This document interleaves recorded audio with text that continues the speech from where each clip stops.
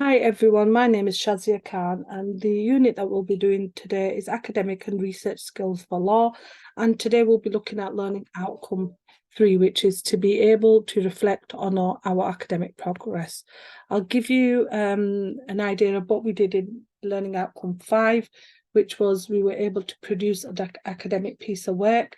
We looked at what recommendations in research are, why they are so important, why we need to pick an area of research which we have an interest in, because it would be difficult to get any sort of research resources, and also looked at the issue of why an implementation plan is important in regards to defining the research goals, aims and objectives, and looking at the skills development, and also to create a research topic which we could look at the discussion and also identify any sort of aims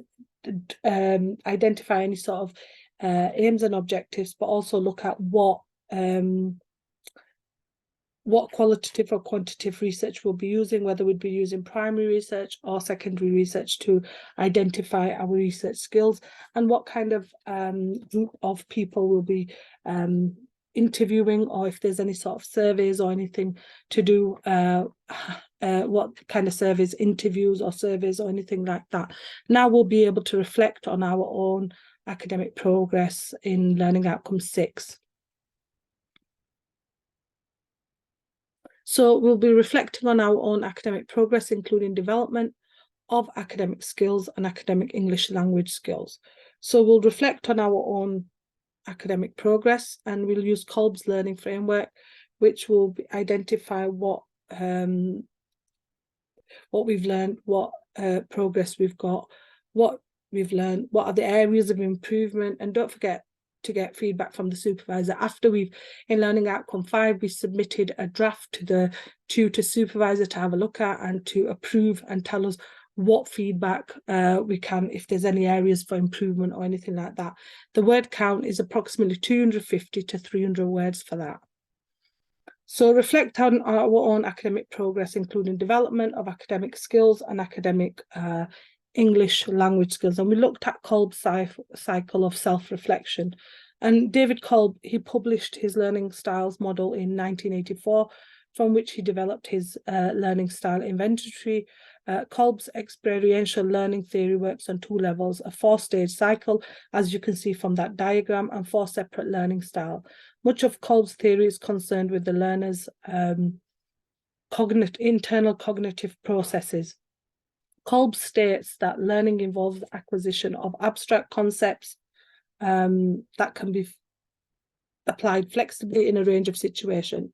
In Kolb's theory, the impetus was the development of new concept is provided by new experiences. So what he identified was that learning is the process whereby knowledge is created through the transformation of experience. And he looked at the elements, the 4 elements in the cycle, the first one being concrete experience, and that was the learner encounters a concrete experience. This might be a new experience or situation, or a reinterpretation of existing experience in the light of new concepts. The second one he looked at in the cycle was the reflective observation of the new experience, and this was reviewing, reflecting on the experience. So the learner reflects on the new experience in the light of their existing knowledge. Of particular importance are any inconsistencies between experience and understanding. Then we had the third one, which in the cycle was abstract conceptualization, and that's reflection gives rise to a new idea or modification or an existing abstract concept the person has learned from their experience. And then we've got active experimentation. Experimentation is planning, trying out what you've learned. So here, the newly created or modified concepts give rise to experimentation. The learner applies their ideas to the world around them to see what happens. Effective learning is seen when a person progresses through a cycle of 4 stages. Number 1, having a concrete experience, as we mentioned earlier. By number 2, observation of and reflection on the experience, which then leads to number 3, which is the formation of abstract concepts, which is an analysis, and generalizations and conclusions, which are then number 4, used to test a hypothesis in future situations, resulting in new experiences. Kolb views learning as an integrated process with each stage mutually supported and feeding into the next stage. It is possible to enter the cycle at any stage and follow it through its logical sequence. However, effective learning only occurs when a learner can execute all the 4 stages of the model. Therefore, no one stage of the cycle is effective as a learning procedure on its own. The process of going through the cycle results in the formation of increasingly complex and abstract mental models of whatever the learner is learning about.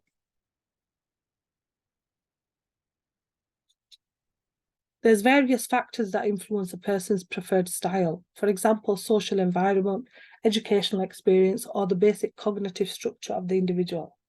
Whatever influences the choice of the style, the learning style preference itself is actually the product of 2 pairs of variables or 2 separate choices that we make, which Kolb presented at the lines of axis, each with conflicting modes at either end.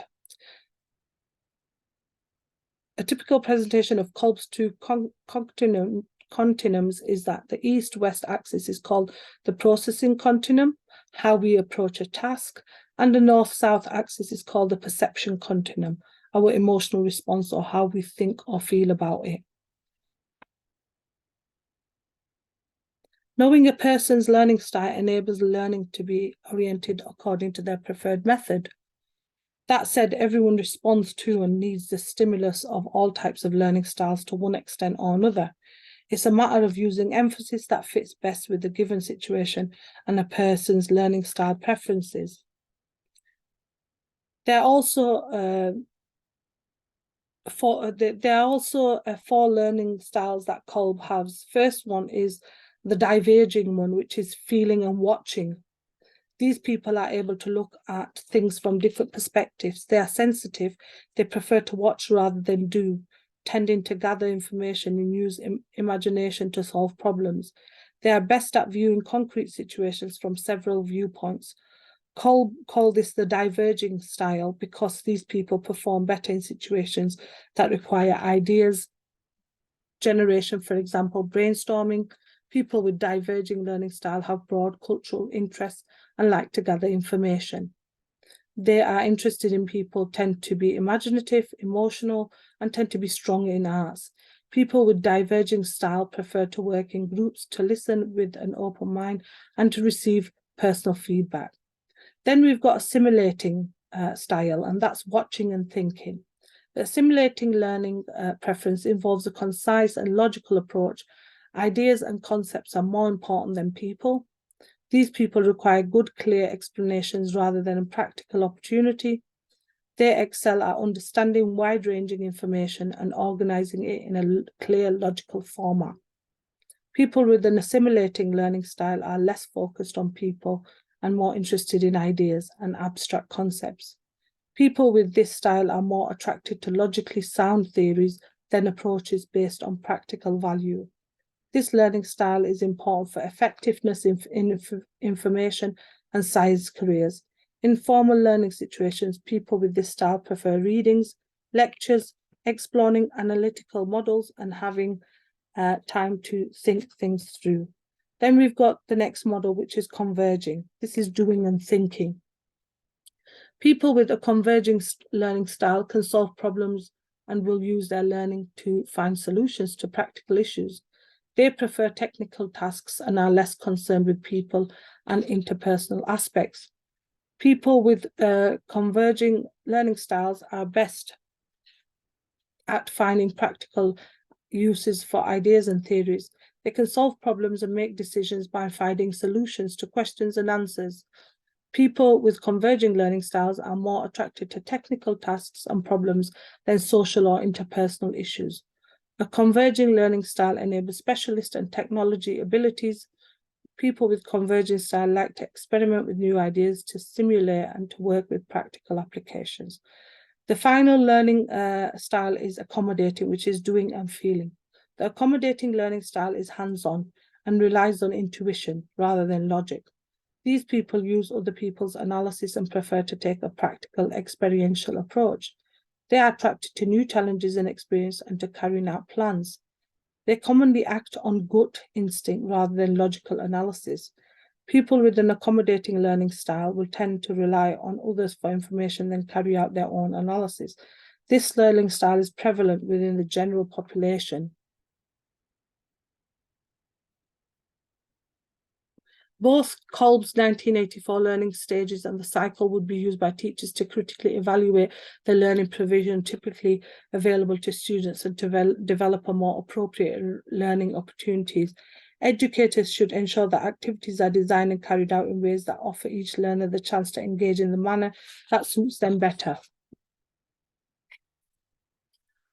So as we can see from Kolb's learning style, there's a lot of different reflections like concrete, reflective, abstract, experimentation, and there's also different learning styles that are adapted to different individuals' needs. So develop an action plan for further improvement. So this table identifies an action plan. So what do I want and need to learn and why? So this will help you with your academic research paper and would identify, so you need to look for an action plan that identifies any sort of further improvements. What will I do to achieve this? What resources or support will I need?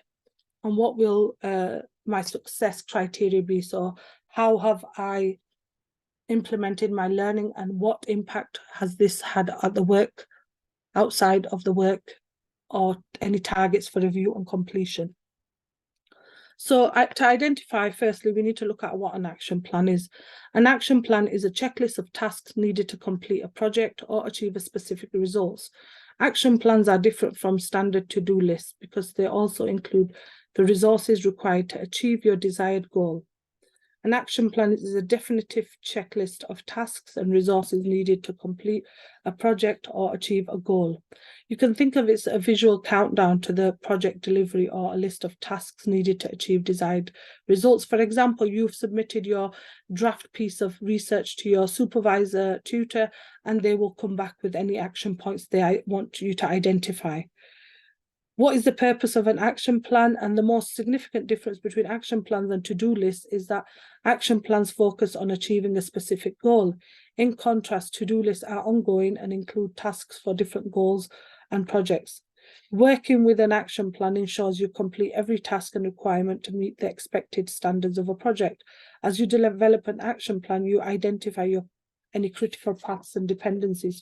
So if you are looking at doing an action plan in regards to your draft that you receive back from your supervisor, you're able to develop on them action points that the supervisor, the tutor has identified, and you're able to identify what resources you need, when you're going to achieve this, your target dates, how you're going to achieve it, and what you need to learn and why. Okay, keep in mind that a developed action plan is not set in stone. It should be a dynamic document you can just adjust as environment changes.